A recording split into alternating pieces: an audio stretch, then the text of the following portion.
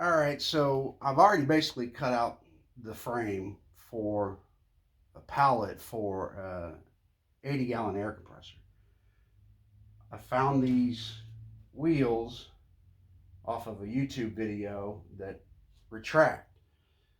So I have a shop, well, not really a shop, I have a two-car garage, and I'm going to put them in the corner over there. But at one point, I'm going to put them in a lean-to shed between the house and the garage. So this was the easiest way to move them. That way, if anything happens to them while they're in the shed, I can move them out of the shed and everything. So what I'm going to do right now is I'm going to put the board on here to the frame that I made already, and that's what the air compressor is going to actually sit on. And I ordered some 6x6 rubber pads to put underneath the feet of the air compressor. That way it'll kind of dampen the vibration a little bit. And then once I get these boards on, I'm going to show you that I put some bracing material basically underneath it, and the mounting bolts go all the way through the feet, the rubber pad, this top board here, and then the bracing material down underneath.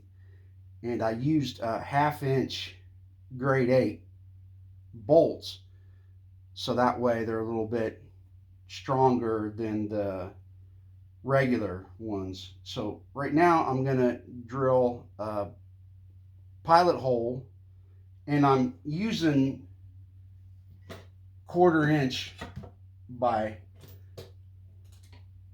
5 inch lag screws with a flat washer, a 1/4 inch flat washer, and that should hold it. And then I'm also using the same 1/4 inch by 5 inch to put the retractable wheels on. And I'll show that to you guys here in just a little bit. I've got one made up already because I've got a auxiliary 80-gallon tank that I'm going to daisy chain them together. So I've got it made already and got the wheels on it, so I can show you the final results after I get done here. So let's go ahead and get these pre-drilled and get that lag screw in there.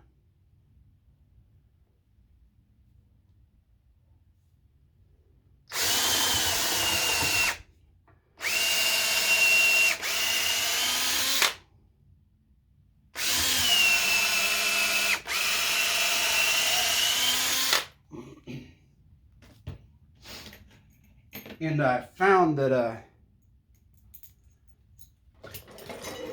DeWalt 18-volt 1/2 inch impact drive works really good. It'll actually break them off. I've done that once or twice. And right now I'm just drilling a hole for the flat washers to sit in.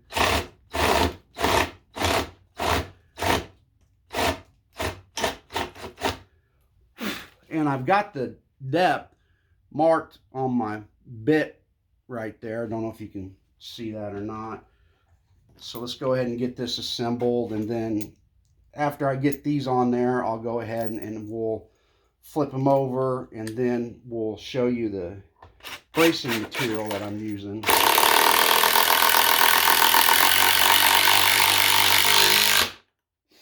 Sorry if that's a little loud. I apologize for that. So the wheels sit right here on this end, and then they're gonna mount about right here. So I'm sorry you can't see that, but we'll get those mounted on there too. Now, like I said, once we'll get this all done, I'll just go ahead and show you the final product over there.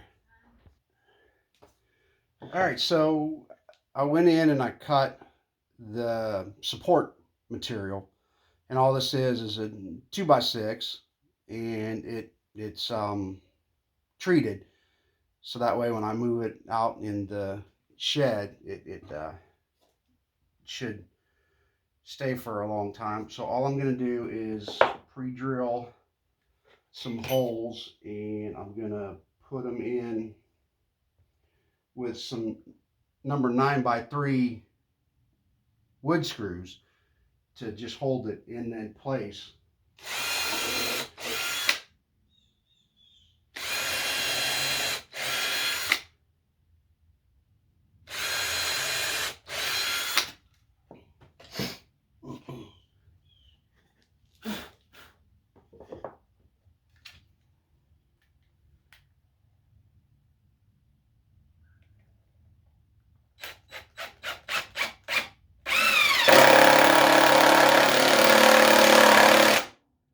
And again, I'm sorry if that's kind of a little loud. I'm going to do one, I'll show you, and then I'll stop and just do the other one so it's not so loud.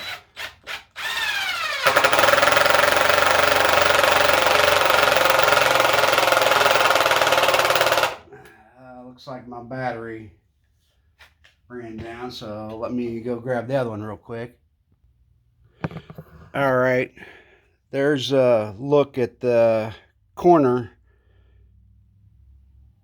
reinforcement, support, or whatever you want to call it. It's just 2x6, and like I said, I just used the screws to hold it in place until we can get the bolts and things through that. Okay, these are what the mounting brackets look like when they come for them retractable wheels. The screws just go through here, and then right here there is for the wheel to go through there. So I found it easier just to take all this off and have the bracket just like this to go ahead and mount the brackets to this frame. And there's a template that comes with it, and the template wants you to put it about 1.25 inches from the bottom, and that'll give you about 3/4 inch of clearance between here and the ground. So what I'm going to do is I'm going to put it halfway. Let me bring you around here so you can see it. What I'm going to do is put it about halfway in the 2x10 so it won't split it out. And after I get this on there, I'm going to show you the finished product on one that I've got done already. This is just really easy. You just drill the holes and put the lags. I'm using the lag screws, the 5-inch lag screws, since this is going to be for a 60-gallon air compressor, so that should hold them on there with no problems. And actually, I've got one made already, and it's on the 60-gallon air compressor. So I'm not gonna bore you with showing you how to put this on. But like I said, once I'm done, I'll show you the final results on the 80-gallon air compressor I got over there. Okay, that is the rubber pad and the 1/2-inch grade 8 bolt. And then that's the wheels that retract. Let me see if I can spin this on around. This is how easy it moves. And as you can see, there's just this lever right here that flips up, and the wheels come out, and then it'll sit down on there. And then to put it back up, all you do is step on it. And this is an 80-gallon tank with no compressor head or motor on it, and it's real easy to move with them retractable wheels on there. But that's what I'm building, is that base there to put them retractable wheels on it and to mount the compressor on it so I can move it around. And this is the auxiliary tank that I'm gonna use. So once I get them, the actual compressor and tank and everything hooked up and then daisy chained this, I can go ahead and shoot a video of that. Once I get this 80-gallon compressor, or I'm sorry, 60-gallon compressor back in storage, then I've got to take a brand new Husky Toolbox, take the top back off of it, and take the wheels off of it, because when it came, the thread rivets that they used was stripped out, and 2 of the bolts won't even tighten up for the casters on it. I called them, described the situation. The customer service agent didn't quite understand it fully, so they sent me out a whole packet of bolts, which is not going to solve my problem.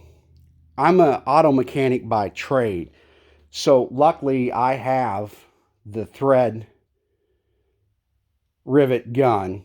So I'll tip it over, drill out the one that's in there, and put a new one in there. And then I'm also going to reinforce the bolts that are in there, and I'll show you that real quick. As you can see, they attempted to reinforce it. They put U-channel along the outside of it and kind of tacked it together, and this is the bolt that holds the casters on. Well, as you can see, it doesn't even really attach to them reinforcing plates in any way. So what I've done is I've gotten longer bolts, and then I'm going to put them through there. I got a flat washer, I got a lock washer, and then I got a nut, and I'm going to put them on there, and that will attach it to them U-channels and make it sturdier. I'll get a video of me fixing all this, and that'll be the next video.